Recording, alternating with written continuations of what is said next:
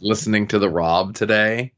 I saw that came up. It's one of the few times that I actually go to our page and start reading things. Yeah, the Rob's in rare form. Oh, I was mad that it took as long as it did to get to the first sniff of the show. Now I could have went back and like counted how many sniffs there were the entire time. Right. But after that first one, it was like pretty hot and heavy, you know? Oh, so he was sniffing a bit?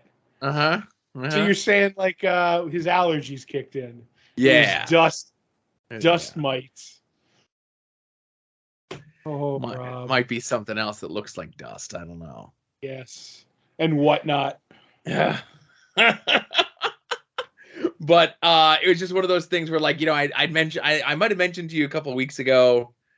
I'm like, thinking about listening to the Rob again, you know, so on and so forth, just to see, because he had taken time off and then he came back, and now he's back. And then I'm like, I don't want to hear the Rob talk about like his thoughts on the Fantastic Four, you know. I don't want to hear the Rob talk about. It's a lot of like tried and true stuff. Mm-hmm. But then when I saw the one today where it was an entire episode devoted to Wizard Magazine, I'm in. I'm like, well, he got me. Right. And if you read the thing, like he says, he's like, I never talk about Wizard Magazine, and I'm like, except all the times I talk about Wizard Magazine. Times you do. Right. Oh my God. But if he, like I said, if he does a second part, it's not going to be like an everyday thing. Mm-hmm. Like there was an episode last week. Because, you know, obviously, like, it's 30th anniversary of a lot of stuff, you know? Oh, really? Hadn't noticed. And he put up a thing, and hang on, I gotta grab it here. Give me just a second. No problem. You take your time. So he puts up an image for the podcast. Mm-hmm. Again, this is crucial. You gonna show it to me? No. Okay, that's why I was getting ready to look at my screen. No, you don't need to look at nothing. So he puts up new Robservation, the Magnificent Seven. On the occasion of the 30th anniversary, I celebrate my fellow Image Comics founders, my favorite works and artistic achievements. Okay. Mm-hmm. So he's got a picture of himself. He's got a picture of Jim Valentino. He's got a picture of Todd McFarlane. He's got a picture of Mark Silvestri. He's got a picture of Robert Kirkman. He's got a picture of Weiss Portacio. He's got a picture of Eric Larson and a picture of the Image logo. You know, the original 7 Image creators, right? Nobody missing there. Not as far as I could tell.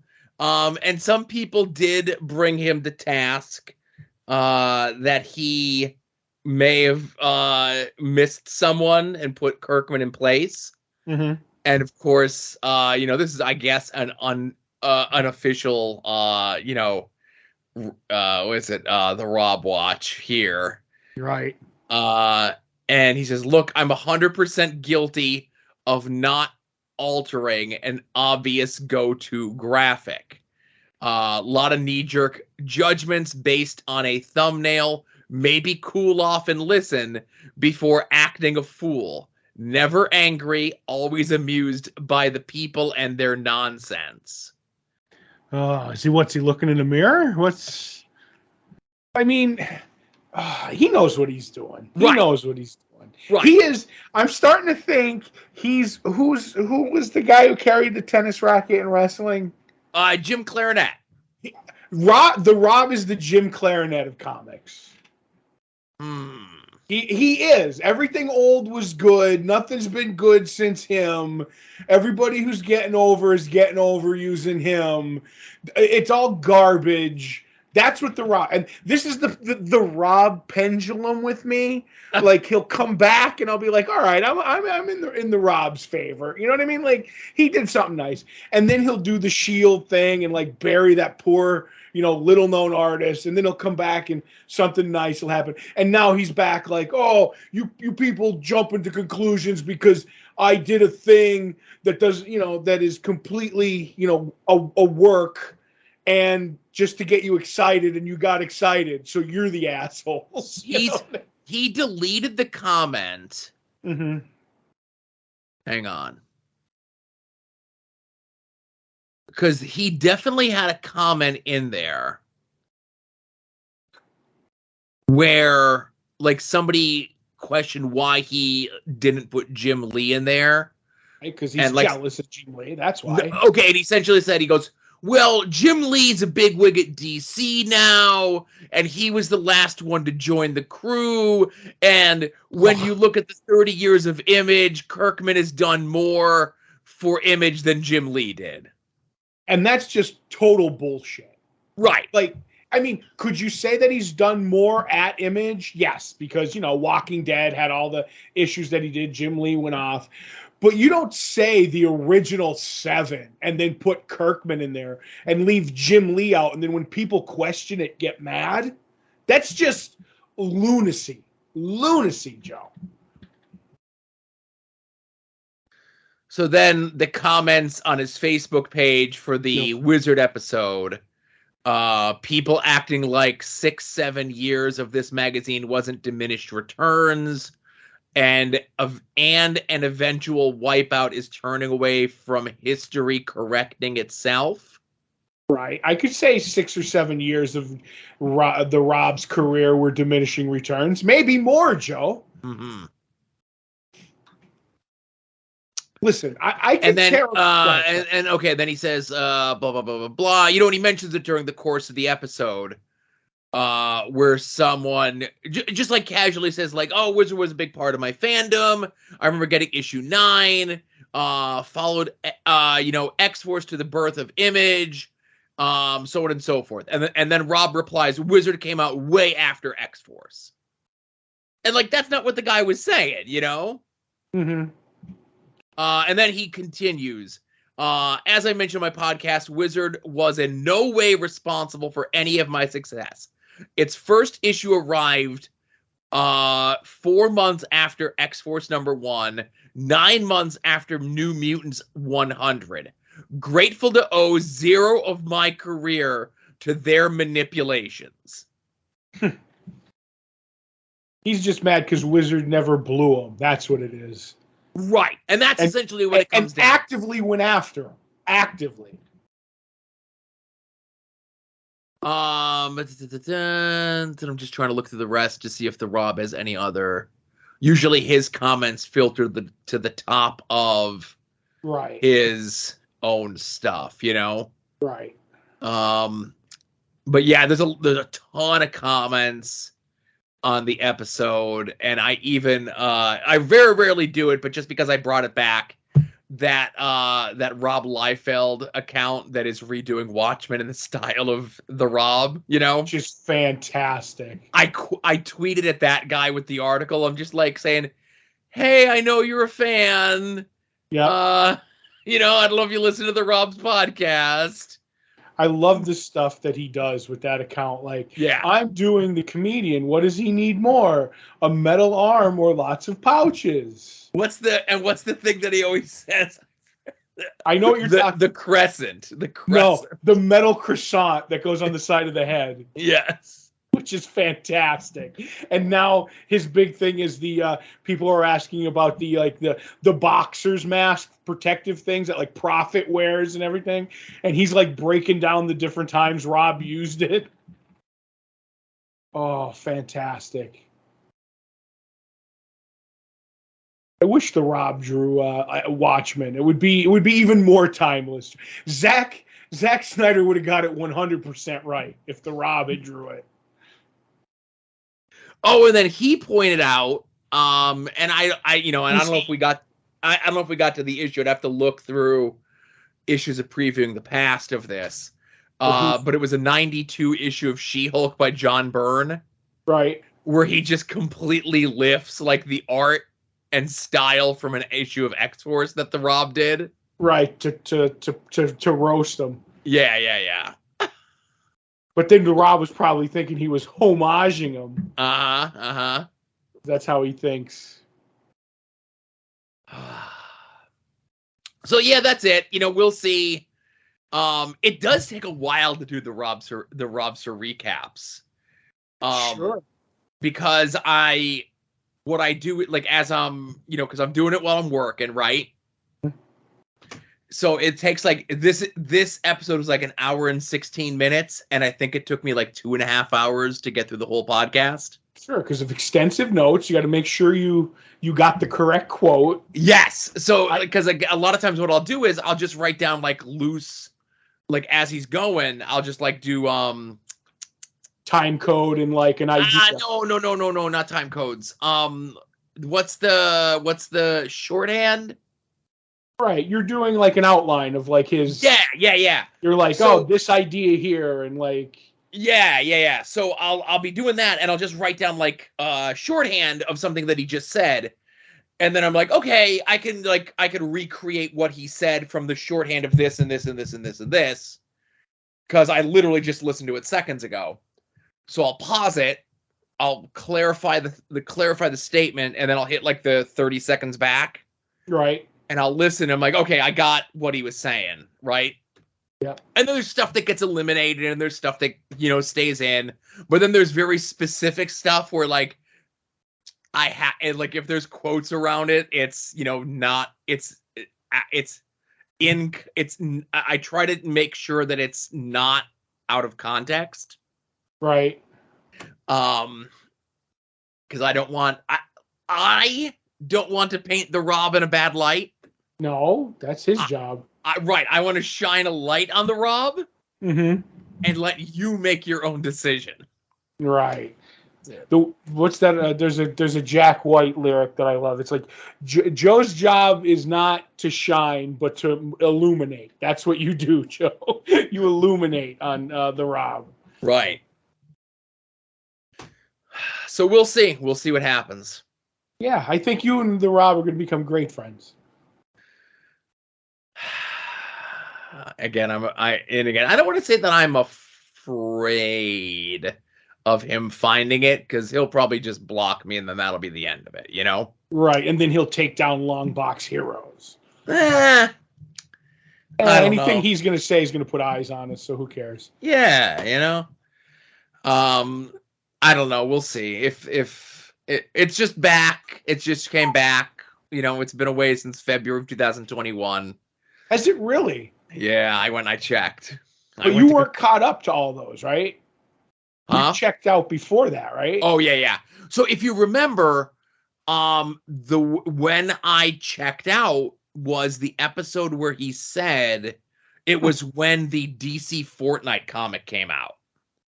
Okay. And he said that he 100% is on the side of retailers that are jacking up the price on the first issue of that, selling it to like the Johnny-come-latelys that are just coming into the store looking for the issue.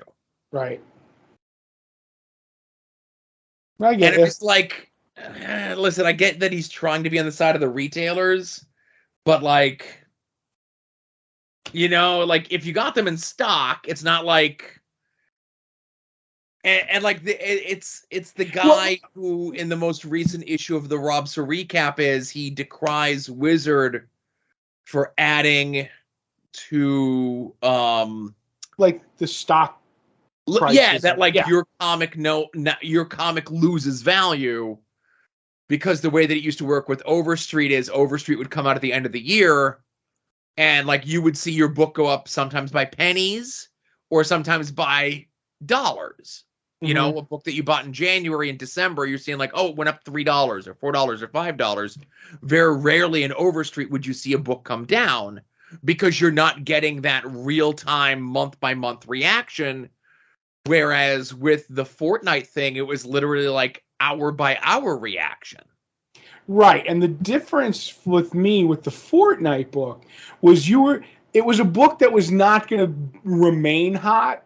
No. Do you know what I mean? Like these jerks that come in for like to our comic shop and it's like, I'm just looking for random books, and then it just happens to be the book this week with the first appearance. Like, yeah, you're a Johnny come lately because your shop doesn't have it. That's the difference. With the Fortnite comics, these were literally comics that were going to be given to kids. They were going to use the codes, and then nobody was ever going to care about the Fortnite comic again. Right. And it was kind of like screwing the kids or the fans of the game. And I'm like, okay, I kind of get, I get it, but it's different than like I kind of get when you jack up the prices for people who aren't customers to your shop and you know what they're doing. But then that's a whole other can of worms where I made the mistake of getting in on it online where people are like, well, how do you know what people are just going to flip the book and what business is of yours? Yeah. And I'm like, well, what business is it of yours what the retailer does with the book? Buy it or don't buy it. Right. I get fired up, Joe. I get fired up. Yeah. So it was like that's with the Rob, you get my blood hot. Yeah, well, so let's change things. Let's cool things down. How's TV shopping going? I haven't done it yet. Who knows? Maybe soon. Before football, it'll get done. Well, football's like 2 weeks away, ain't it? We don't care about preseason? No, I don't watch preseason. Even though the Raiders are undefeated in preseason. But what's their record? 2-0. Oh, okay. I believe. In the preseason, which doesn't matter unless it's 2-0, then it matters. But yeah, so I'll get around to it. Oh, Lee Feld replied to me. Yeah. He said, I do dip out now and then. I do dip in and out, but have this one downloaded and ready to go when I have the chance. Ooh, good for him. Really think you'll enjoy it. That's it. Yep. So what else has been going on with you? I went to a country club over the weekend. Oh, excuse me. I didn't know they allowed you into country clubs. They usually don't. I don't know if you saw the picture. It was on Twitter. It was like taking a shot off the deck at the fairway and stuff, and people at the putting greens. And I'm like, I'm somewhere where I don't belong. Well, it was Scott's birthday last week. Oh, and is Scott a fancy gentleman? No, but his father is. His father was the president of the country club for a little while. So that was nice to find out. But they had a surprise birthday party. So I went down and I went, we were there and it was like a country club. It was nice. It was nice. All the food was great. But like when his sister sent out the invitation and I got my invitation, I was obviously surprised. Don't say anything. Get back to me. And like, there's the big square invitation. And then in the invitation is a little note that says, this country club has a strict no denim policy. Oh boy. And I felt that was, what's the word I'm looking for? I want to talk to Scott later to find out how many people got that in their invitations. Because I'm betting it wasn't a lot of people. But yeah, so I went there. It was fun. Did you golf? No, they just had the upstairs bar / like reception area that they had. I would never golf. Dear God, no. All right. I've done putting. Obviously, everybody's pretty much done miniature golf if you grew up around here. And I tried a driving range once, but it's really hard and I'm like, my back is bad. Even back then, my back is bad enough. I don't need to be twisting and jerking, trying to hit a ball straight down a fairway. Screw that. Completely understandable. I tried golf when I was in high school and that was really about it. Did your golf have high school? Did your high school have golf? Yes. Okay, see, we didn't have a golf. We might have had a golfing thing, but I don't remember. I was anti-sports in high school or anything that involved exerting myself. Once I got to high school, I did like what I thought were like the low impact ones. Like I tried golf and golf was too expensive, getting clubs and all that sort of shit.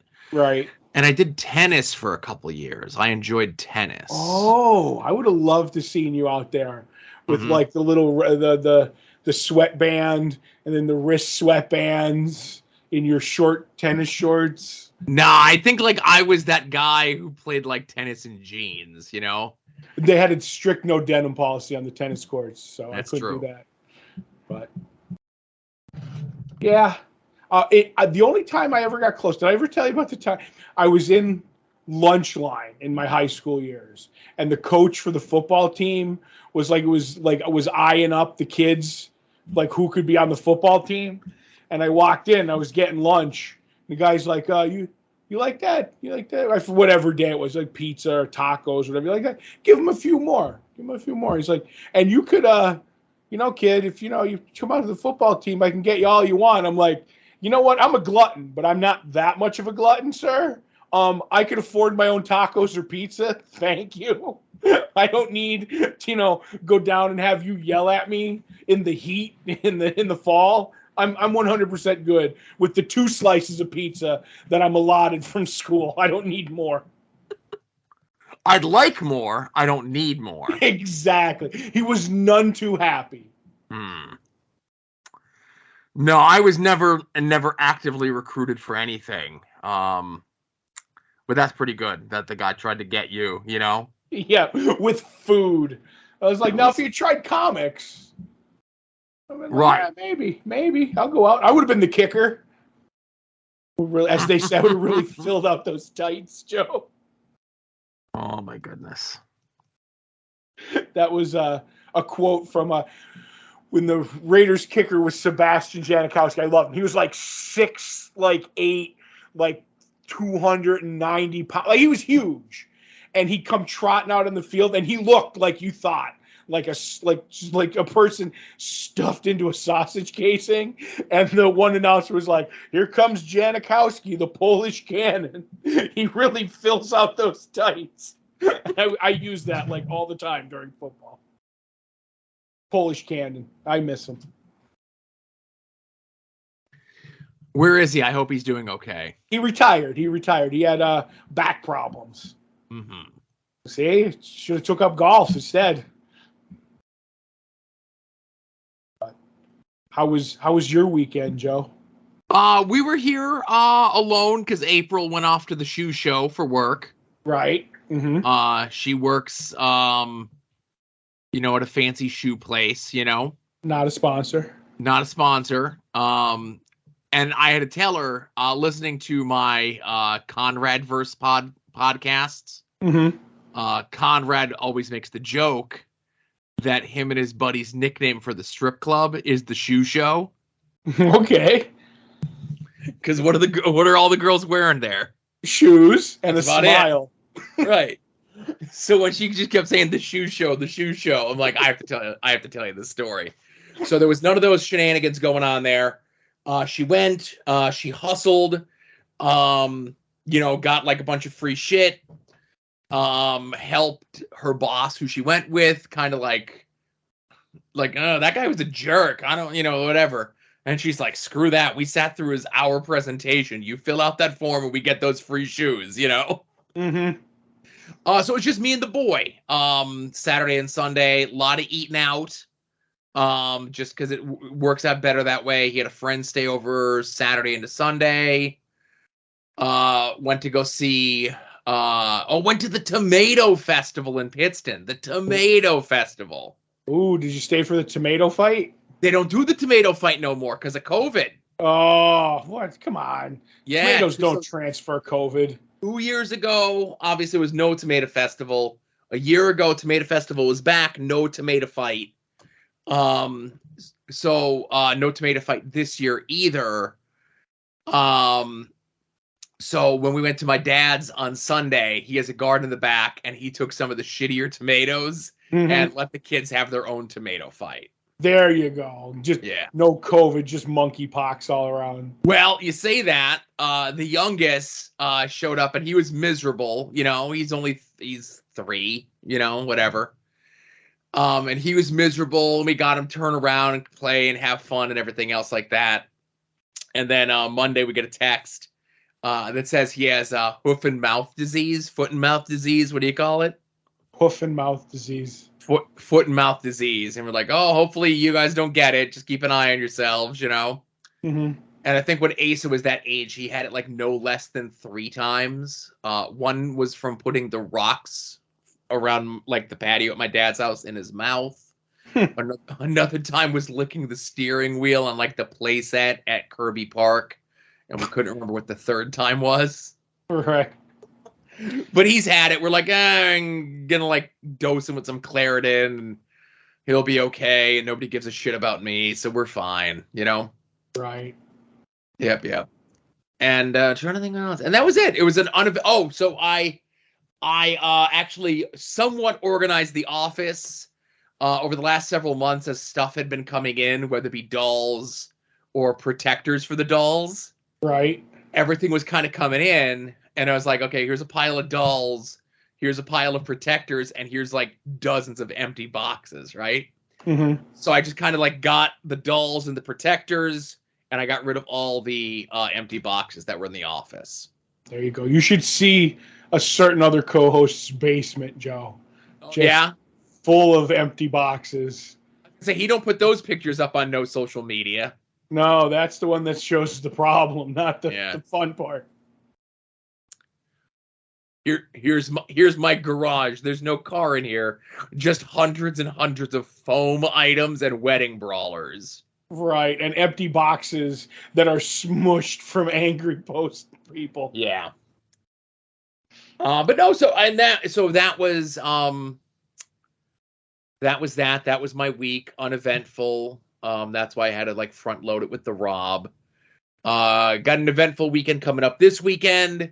Of course, wrestling, LVAC, Steel Stacks, SmackDown, Eddie Kingston, Orange Cassidy, famous professional wrestlers from the TV are coming to Little Bethlehem to do some wrestling.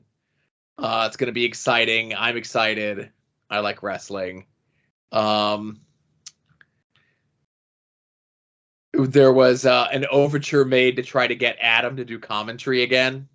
But the lope wasn't padded enough? No, I told the boss, I'm like, Adam's retired. He don't do no commentary no more. He don't want no part of it, you know? Don't blame him. It's a rough life. Look what it did to you. Yeah, look at me. Mm-hmm. And you just tell Mantis I'm not interested. All right. You were not on the short list or the long list to do commentary. Oh, good. I was worried. I know. You're always worried. But that's it. I think we're going. I think there's an invitation, either pre-show or post-show, to be going out for dinner with some folks. We'll see how that goes. Tell some people I said hi. I will tell at least one person you said. At least 2 people you said hi. There you go. And hey, last but not least, we teased it last week, of course, and I hadn't gotten a chance to listen to it because it had not been released or escaped, whatever verbiage you want to use. Right. The first episode of No Chance in Helmet came out this past week. Right. A truly great first episode of any podcast, Joe. I enjoyed it very much. I thought you and Marcus had good chemistry once the ball got rolling. Mm-hmm. A little bit, and in the Doll Boy group, I told your friend, Fig Daddy Cool, that in the beginning of the show, when Marcus described football as getting CTE 6 seconds at a time, right? I was walking to the ATM to go get money from the car, and I had to stop and hold my sides. I was laughing so hard when he said that. Where's that from? I don't know. I don't know where it's from. Oh, okay. See, I thought it was a Marcus original. I don't know. I thought it was a take on something, you know what I mean? It could be.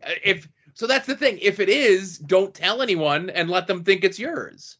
Right. Okay. He said it.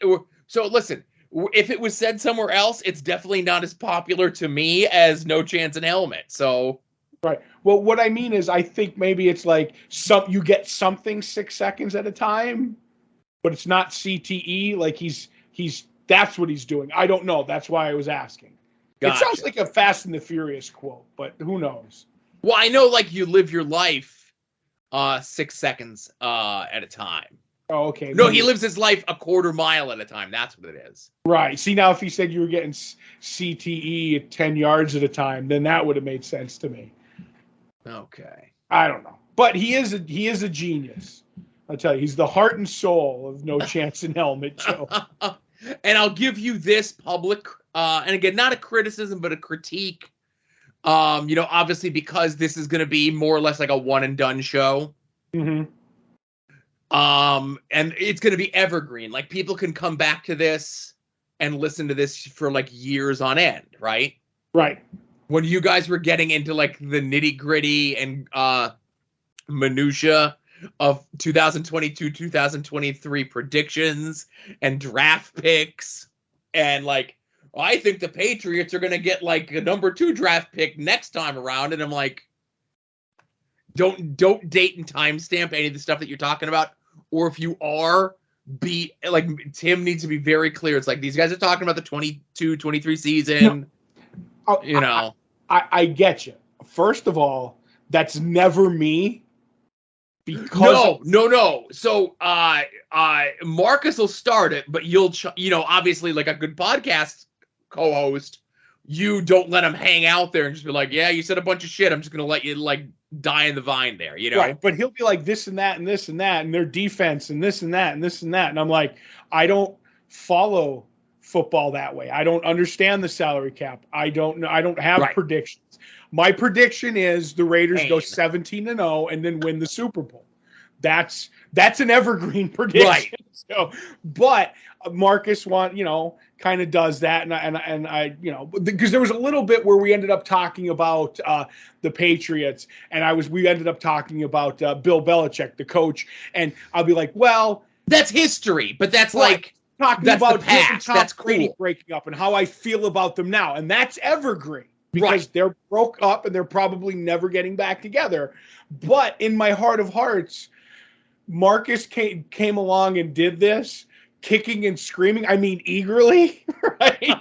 So I almost don't have the heart to shut him down, like in the beginning. Yeah, I get you.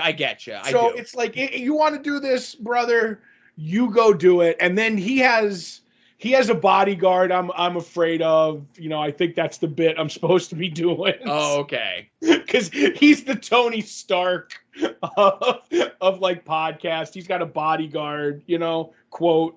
So I just like whatever Marcus wants to do, he can do, as long as he doesn't do it for 20 minutes. There you go. On their wrestling podcast this week, they spent the first 11 minutes of their show talking about their fantasy baseball draft. Ooh. Ugh. Oh. Yuck. Who wants to listen to American cricket before the show started? Because Tim was like, "Oh, I wish I was recording earlier so we could do No Chance in Helmet After Dark." Right. So we're going. He's talking about. I don't know if you know this. Marcus kind of likes the Yankees. He does. Yes. And he's talking about the Yankees, and I'm just like, I don't know, man. I can't really get into baseball. But if I was, I would be behind those white meat baby faces, the Astros, right? And we do a video chat so we can see each other, and I've never seen like Marcus has like Eddie Munson eyes as far as I'm concerned.